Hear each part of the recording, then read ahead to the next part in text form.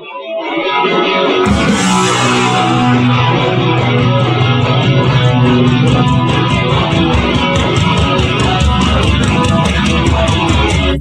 up.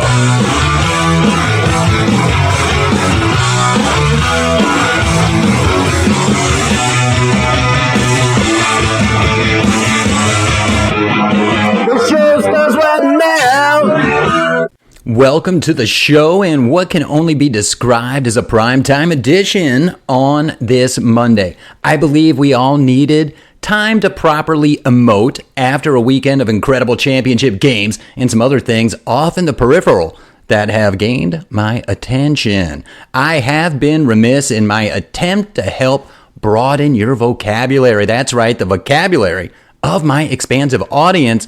The word of the day has been more like a word of the month. How fortuitous that today's word of the day is emote. Simply defined, thankyouwebster.com, to emote is to express emotion in a dramatic or obvious way. People were emoting across the country on Sunday. Did you see the scene at Ford Field in Detroit? I will try to do better. So we move on. On this day, in 1919, we were trying to move on from booze. That did not work. The 18th Amendment, the Prohibition Amendment, was ratified to take effect the following year. What is that awesome documentary about Prohibition? It's got Sean Connery, Kevin Costner, Untouchables. That's it. Football fans from east to west were glad they could touch a beverage or two this weekend. We will catch up on the football, and I mentioned things in my peripheral. Let me keep watch. I see some interesting things over on the hardwood, both pro and college. If scoring 70 is the new 40, remind me of that when I'm 55. I will remind you today that today is National Bubble Wrap Day and Corn Chip Day. Wrap some corn chips in bubble wrap. That's what we do. Go to town. Then settle down and make a puzzle. Are you a puzzler? Do you prefer dissectologist? The Super Bowl puzzle is clear. Only one piece to complete, and that is a champion. Right here, this week at the Desert Ridge Classic, champions will emerge. Let's get on the court right after this. It's always beard season. Beard up with Valhalla Beard and Body. The finest handcrafted balms and soaps. You'll love how that beard looks, how you feel. And hey guys, she'll notice too. Use promo code MIC15 at ValhallaBeardandBody.net. It is that time. Time to get on the court. The fastest growing sport. That time of your favorite podcast show. The dinking, smashing, third shot dropping, got pickleball fever, and it's not stopping. It's Pickle and Mika. Pickle and Mika. Pickle and Mika, all right. Get ready for some pickleball here in the desert this week. The Desert Ridge Open, Friday, February 20 through 25th. Mesa, Arizona Cup, and that weekend we'll also have MLP. This weekend, the aforementioned Desert Ridge Open. If you live here in the Valley, there are places to go to see pros ahead of the event or during the event week, however you want to put it, whatever. I know that on Wednesday the 31st, Hurricane Tyra Black will be down at the Pickle Mall in Tempe. I don't know if you can still join the session with the pro, the session with her. I know that you can get a Picklegating t-shirt at themicklepod.com, or if you see me in person, and I just might be at the Pickle Mall Wednesday night, I might have one for you. You just ask me. I'll give you an in-person discount. We'll take care of it. APP's next event will be at Pictona, who will emerge this week. Out at PPA Masters, we saw new singles champion. It was awesome. We saw the continued dominance of one Anna Lee Whiplash Waters on the ladies' side as pickleball continues to dominate. Are you getting out there yet and pickling?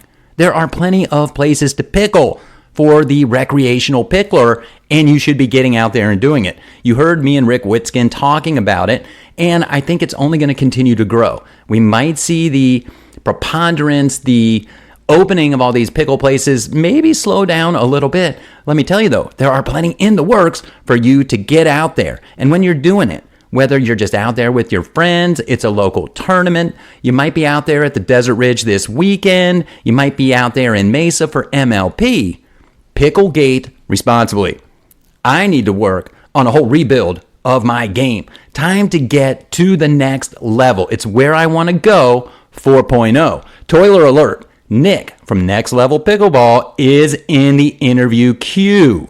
We're not going to be on the court for very long today.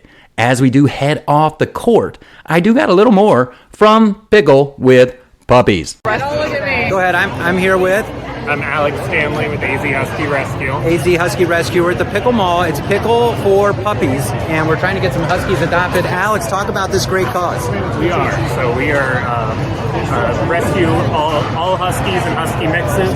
Most of our dogs come from Maricopa County. There's owner surrenders to help as many Huskies as possible. And that's awesome. And people can sign up to adopt right here today or contact you further. Yes, we have an adoption application that's online. It's really quick and easy. Awesome. After that, we do a virtual home visit. How about that? Take your dog home. That is so cool. Now, Alex, do you play pickleball? I have never played. I know. I shouldn't be here if I haven't No, played. you're doing a great work doing here, but do you think you might start playing? I might, especially after seeing people play today. All right. And you know what you can? You can listen to my show, The Mickle Pod and Pickle with Mickle. It's everywhere in the Podverse. You're on it now, and I appreciate it, man. This is such a great cause. Let's have a great day out here at the Pickle Mall. Thank you. It was a great day out there at the Pickle Mall. Pickle and Puppies, two great things. And how about we might have gotten a new pickleball player out of Alex himself. Two other great things, two NFL championship games. It's on to football.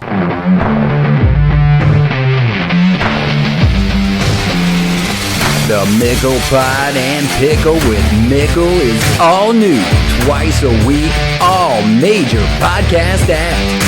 Earbuds in, popcorn ready. It's back to the show.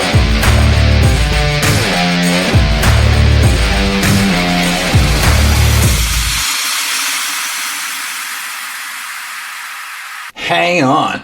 We're going to Vegas. Vegas! You think we get there by midnight? Honey, we're gonna be up 500 by midnight. Vegas! Vegas, baby, Vegas! And now we are going to Vegas with the Niners and the Chiefs. There will be plenty of time to look at the Super Bowl, a familiar matchup, even if the players have changed, and some do remain the same. This was championship weekend. Are you not entertained? Are you not entertained? Are you not entertained by the continued rise of the dynasty of the Chiefs, the resilience of the 49ers, Brock Purdy? Sunday, 2 games were played, 2 championships crowned, and the right to go after that Lombardi trophy in Vegas. I will start with the first game, the AFC Championship, Ravens and Chiefs. This was the game for the Ravens to show that they are the team now. This was the game for them to show that they had ascended to the top. Baltimore had cruised through the regular season, Lamar Jackson possibly earning a second MVP trophy. This was the game. The game was in Baltimore, a home game. The Kansas City Chiefs, they were in Baltimore too. I have said it multiple times on this show. They are the champs. You must take it from them. The Ravens simply did not. They had it handed to them by the Chiefs. They also handed the Chiefs some gifts, miscues, and mistakes that cannot happen in a title game. As lovely as the Ravens' flowers bloomed all year, taunting, fumbling away the Ravens' chances when they still had them. Now, Lamar is not Burrow or Brady. He did a Lamar fumble and a Lamar pick at time and places in the game that really mattered. And remember, it does matter in this dynasty of the Chiefs. No Burrow, no Brady. That is the formula. I might have failed to lay out my over-under on championship game Spags drops, yet I believe post-game, even Mahomes dropped a Spags. So what happened in Baltimore. 3 points in the second half. A tale of two halves, maybe in both games. I guess so. How the Ravens used to run, maybe more so, was the tale of this one. All year I have said that Lamar can run. He just cannot be your leading rusher. Turning the Ravens into a throwing team is a good thing. The Chiefs ran for 89 yards. The Ravens only 81. The Ravens only carried the rock 16 times. Half of them by Lamar. The Chiefs just kept bashing it into the Ravens D. They ran 24 times by Pacheco, over 30 carries by the Chiefs in the game. That mattered. Mahomes threw 39 passes. Lamar threw 37. Lamar completed 20. Mahomes, 30. The fact that Jackson had more yards was probably the result of two of those completions, the touchdown to Flowers in the first quarter. Baltimore's only TD. That was as much as a schoolyard breakdown as you're going to see, and I'm fine with that. 11 targets, 11 catches, 1 touchdown. That's Kelsey's line. You cannot be fine with that. If you're Baltimore, you know he's going to get it. Hello, teams that play Kansas City. On third down, cover up Kelsey and spy Mahomes. Every stinking times it's to Kelsey or Mahomes run on third. That Mahomes run, we talked about it. Everyone talked about it. You can't let Mahomes just get out there and gallop down the field unscathed. The Chiefs took that first half, and the Ravens could not recover. Spags is at his best, doing what he does. He does not need to be a head coach, so I don't want to hear any of that nonsense heading into the offseason. He built that Giants D that shut down Brady, and he has this Chiefs D absolutely confusing every team every week when they play. 17-10 isn't going to light your ass on fire, I get that. Yet here go the Chiefs, looking to repeat the first time since? Yes, that was rhetorical. The story continues, and I am here to enjoy it. The coach has been in the game. He knows this game. Andy Reid adjusted this team this year, and here they are, going back to the Super Bowl again. Getting number 3 would be so sweet and, of course, open the door to that magical number 4. Reid has Mahomes, who's writing his story right alongside with him. And when you have a coach and a quarterback who are dialed in, how it seems that everything else just seems to fit. Of course, you got to have some other pieces. All-world tight end, defensive players that are making their names, coaches that are making players that have been there and that are also that good. See Spags and The Departed, The Enemy. You get breaks and bounces. The power of the dynasty is strong. It's something to not overlook. It's happening right in front of us. So let's circle back to Baltimore. Yeah, you got to pump the brakes. They lost the whistles. They did not get the bounces. They got beat. They've got the coach, and they have the QB. The Ravens will be there. It is not time to think, blow it up. I think Lamar can win one in Baltimore. Hey, Manning got one in Indy. The Chiefs have repeated. As AFC champions, they will move on to Vegas to face San Francisco. Quick break, and we head out to Santa Clara, where the aftershocks of this one can still be felt. You play to win the game. You play the whole damn game. NFC Championship recap coming up.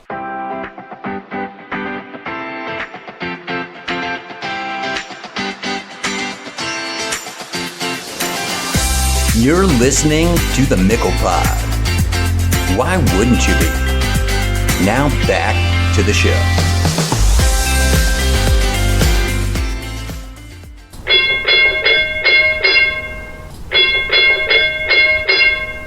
When the lights went out in the city last night, the sun was still shining on the bay. The 49ers are your NFC champions and will head to Vegas to play the Kansas City Chiefs in the Super Bowl. A tale of two halves, a tale of two calls. Do not look at the stats, the box score, or any of that. Look into my eyeballs.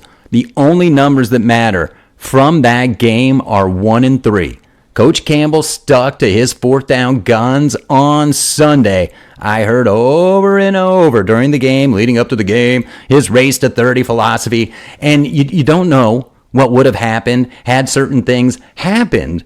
I know the Niners got to 31st. I know that coming into the second half with that lead, holding the Niners to 3 after they had a nice drive that chewed up some clock was perfect for Detroit. Perfect in the sense that it further deflated the Niners 24-10, and the Lions march right down the field.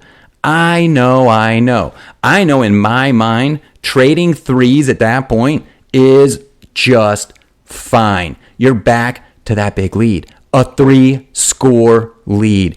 Any momentum the Niners thought maybe they had, like I said, gone. Fourth down, 4th and 2, incomplete. Now, I should have recorded myself in that moment because I said it. That was it. That was the moment the game shifted. All momentum back to the 49ers. The fault line opened and the Lions were rocked by an earthquake of championship proportions. The aftershocks they'll feel for some time. The immediate damage was in the first minute and 41 seconds as 51 yards were covered in an off-the-hands tip drill that was crazy and ended up in the hands of Ayuk, who would hit pay dirt 3 plays later. In a game with few whistles, the bounces were big in the air and on the ground. Boom!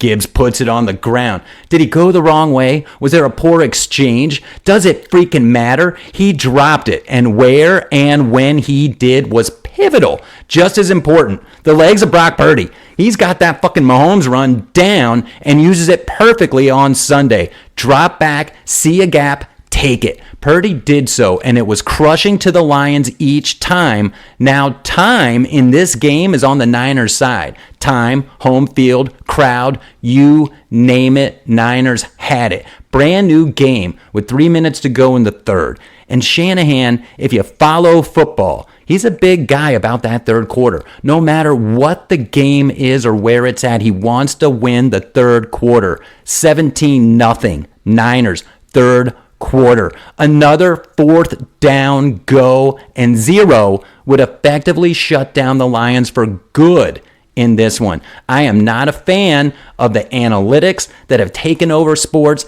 and taking away when it's just not the right stinking thing to do. All these coaches want to go for it on fourth down. Now, I'm not a head coach in the NFL. This is a game that these Lions, Dan Campbell, Goff, the Mummy, the coaches, and the players can build and should build from. This is what you do after you suffer a 9.0 on the championship scale. You must rebuild. Look, the Lions have their coach and QB. It's not time to jump off Goff. They have all the pieces we mentioned earlier. Coaches coveted in this league. The offensive coordinator is about to go to my Commanders, for crying out loud. Detroit will rebuild, not tear down. The Lions can come back. The 49ers, they are back, baby, in the Super Bowl, and you know who's coming to dinner.